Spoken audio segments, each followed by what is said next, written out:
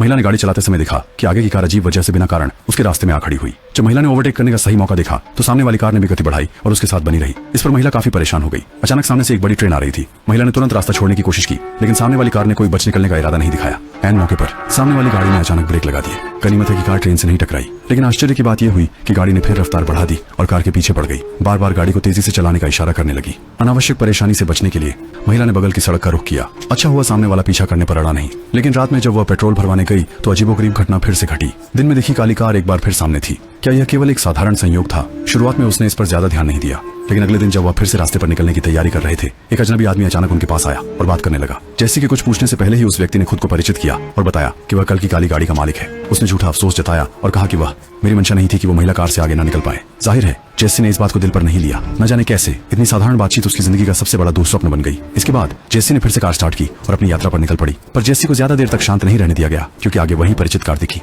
जैसे ही आदमी ने फिर से सिर निकाला देखने के लिए, जेसी के मन में भय पैदा हुआ और उसने अनायास कार के दरवाजे लॉक कर दिए और आदमी के इर्द गिर्द घूमने की योजना बनाई। लेकिन उसने यह नहीं सोचा था कि आदमी ने उसकी राह रोक ली और ईमानदारी से बताया कि उसे मदद की जरूरत है। लेकिन इस निर्जन पहाड़ों में जेसी को इतनी संयोग की बात पर कैसे विश्वास होता? जेसी ने साहसपूर्वक उसकी मदद के अनुरोध को ठुकरा दिया और कहा कि वह उसे बचाव मिलने में मदद कर सकती है, मगर आदमी फिर भी जोर देता रहा कि जेसी गाड़ी से उतरकर मदद करे। स्पष्ट था कि यह असामान्य व्यवहार आदमी के अनुरोध से मेल नहीं खाता।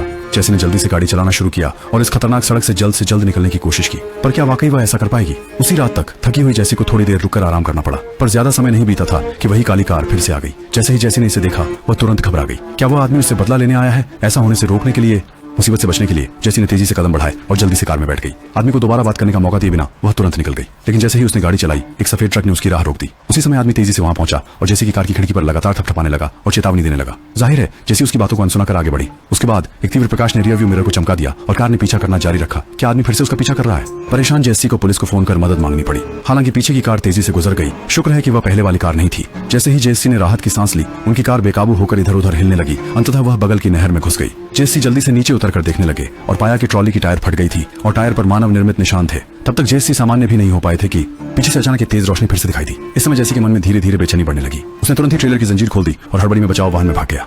गाड़ी में बैठकर गाड़ी स्टार्ट करने की कोशिश की, लेकिन तभी आदमी पहले ही हथियार लेकर उतर चुका था और धीरे धीरे जेसी के नजदीक आ रहा था। इस बार आदमी ने कोई और बहाना नहीं बनाया और तेजी से जैसे की गाड़ी में बैठकर उसे जबरदस्त मुक्का मारा, जिससे जैसे बेहोश हो गई। फिर उसने सीरिंज निकाली और तेजी से जैसे की ओर फेंकी। जब जैसे को दोबारा होश आया, वो खुद को एक अंधेरे तहखाने में बंद पाया। ये निश्चित रूप से पहले से योजनाबद्ध अपहरण था। उसने तुरंत एक तरफ के दरवाजे की ओर दौड़ लगाई ताकि कोई भी बच निकलने का तरीका ढूंढ सके, मगर उसने नीचे की ओर झुककर दरवाजे की दरार में देखा।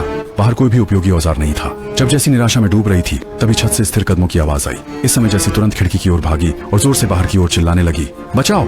एक आदमी वहां आया जो वहीं परिचित चेहरा था। इस समय जैसी को आखिरकार अपनी स्थिति का एहसास हुआ। जल्द ही रात का समय आ गया। आदमी ने कमरे का दरवाजा खोला और जैसी कोने में सिकुड़ी हुई थी।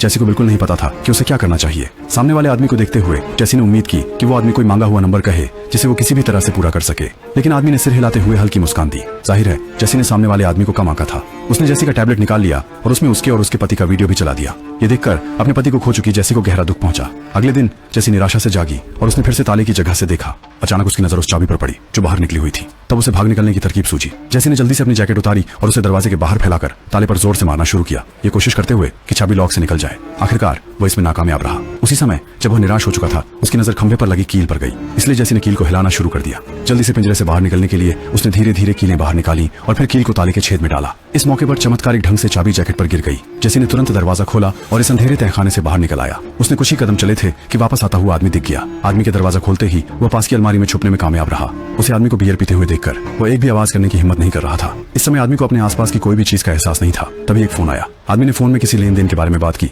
जिससे जैसी को लगा कि शायद कुछ अनहोनी होने वाली है। जब आदमी ने फोन रख दिया, तब नीचे तहखाने में शिकार को देखने जाने वाला था, लेकिन इस समय जेसी ने एकमात्र अवसर को पकड़ लिया और भागकर बाहर निकल गई। वह तेजी से गहरे जंगल में दौड़ी। हो सकता है कि घबराहट के कारण जेसी भागते समय अचानक गिर गई। असल में एक टहनी उसके पैरों में चुभ गई थी। तभी वह आदमी भी जल्दी से बाहर आ गया। जंगल में दौड़ते हुए जेसी को ढूंढते हुए इस समय घायल जेसी ज्यादा नहीं सोच सकी और दर्द सहते हुए दृढ़ता से कांटा निकाल लिया। हालांकि उसका चीखना पीछा कर रहे आदमी को चौंका देता है। आदमी चिल्लाहट की दिशा में दौड़ता है। इस समय जेसी जंगल से बाहर आई है, लेकिन एक बड़ी नदी ने उसका रास्ता रोक दिया। इस पर आदमी भी उसके पीछे आ रहा है। अब भागने का कोई रास्ता नहीं दिख रहा। जेसी ने बिना कुछ सोचे उफनती नदी में छलांग लगा दी। नदी का पानी उसे तुरंत बहा ले गया और उसे सांस लेने का कोई मौका नहीं दिया। अच्छा हुआ कि नीचे की ओर पानी धीमा हो गया और महिला जल्दी से किनारे पर चढ़ गई, लेकिन वह डर से हिल नहीं पाई। लेकिन भागना यहीं समाप्त नहीं हुआ। विकृत व्यक्ति जल्दी ही पीछा करने लग गया। उसने पास पड़ी लकड़ी उठाई, जिसका उपयोग न केवल भागने में मदद के लिए बल्कि आत्मरक्षा के लिए भी किया जा सकता था। इस समय उसका बायां पैर बेहद गंभीर रूप से घायल हो गया था। एक कदम का तीव्र दर्द पूरे शरीर में फैल गया। तभी अचानक आसपास से हल्के कदमों की आवाजें आने लगी। डर दिल में घर कर गया कि वह विक्षिप्त आदमी फिर से पीछा करने आ गया है। वह घबराकर पेड़ के पीछे छिप गया, सोचकर कि कैसे भागा जाए। एक डंडा मारने के बाद पता चला कि वह पागल आदमी नहीं बल्कि शिकार कर रहे बुजुर्ग हैं। बुजुर्ग ने तुरंत अपनी बंदूक से स्थिति को संभाल लिया। उस समय महिला लगातार माफी मांगने लगी और रोते हुए बुजुर्ग को बताया कि पागल आदमी के लगातार पीछा करने के कारण ही उसने ऐसा कदम उठाया और उनसे मदद के लिए पुलिस को फोन करने की विनती की। बूढ़े व्यक्ति ने मोबाइल फोन निकाला और फेंक दिया, लेकिन फोन की स्क्रीन अभी अभी की हुई छड़ी के हाथों टूट गई। इस समय महिला केवल उम्मीद कर सकती थी कि उसे ले जाया जाए। शुक्र है कि बूढ़े ने मना नहीं किया। जैसे ही दोनों कार के पास पहुंचे, बूढ़े व्यक्ति ने डिक्की से एक जोड़ी जूते निकाले और उन्हें महिला को दे दिया। गाड़ी चलाकर उसे जंगल से बाहर ले जाने की तैयारी करने लगे, लेकिन गाड़ी कुछ ही दूर चली थी कि आगे एक बड़ा पेड़ रास्ता रोककर खड़ा हो गया। महिला जानती थी कि यह संयोग नहीं है, ये निश्चित रूप से उस विकृत आदमी की करतूत है। अगले ही पल वो परिचित जीप सचमुच दिखाई दी, जिससे महिला फिर से डर में घिर गई।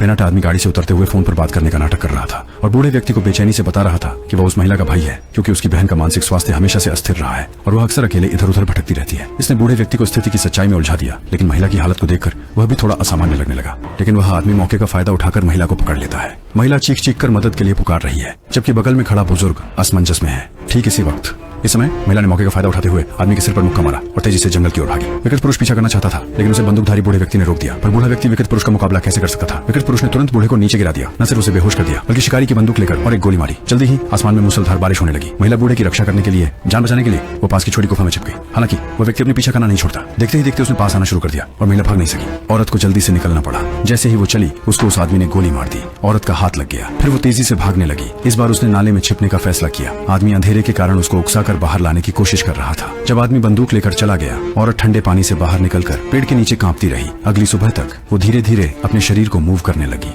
हालांकि कार की गड़गड़ाहट ने उसका ध्यान आकर्षित किया, तो उसने दूर से देखा तो पाया कि वह वही जीप थी। इस समय विकृत आदमी तेजी से उतरा और फिर ट्रंक खोला। असल में वह मृत बुजुर्ग को निपटाने आया था। जैसे ही विकृत आदमी बुजुर्ग को घसीटता हुआ ले जाने लगा, महिला ने चुपके से कार का दरवाजा खोला, धीरे धीरे अंदर दाखिल हुई और वहां से भागने के लिए सामान खोजने लगी। संयोग से उसने एक मोबाइल फोन खोज लिया। इस समय आदमी भी लाश को ठीक से निपटा चुका था। महिला तेजी से कार की डिक्की में चढ़ गई। किसी तरह की आवाज नहीं की। अच्छा हुआ कि विचित्र आदमी को कुछ भी अजीब नहीं लगा और वह गाड़ी चलाकर जंगल में महिला को ढूंढने लगा। कार की गड़गड़ाहट का फायदा उठाते हुए महिला ने पुलिस को फोन मिलाया और धीरे से अपनी मदद की पुकार लगाई। उसी समय विकृत पुरुष भी फोन ढूंढ रहा था, लेकिन उसे नहीं मिला। इसलिए उसने तुरंत ब्रेक लगाकर गाड़ी रोक दी। जब वह दोबारा गाड़ी में ध्यान से ढूंढने लगा तो उसे पीछे के हिस्से में कुछ अजीब लगा। इससे पहले कि वह कोई निर्णय ले पाता, महिला ने साहस बटोरकर उस पर वार कर दिया। लेकिन विकृत पुरुष के एक धक्के से महिला ने संतुलन खो दिया, जिससे उसे पलटवार करने का मौका मिला। महिला तेजी से गाड़ी से बाहर निकल गई।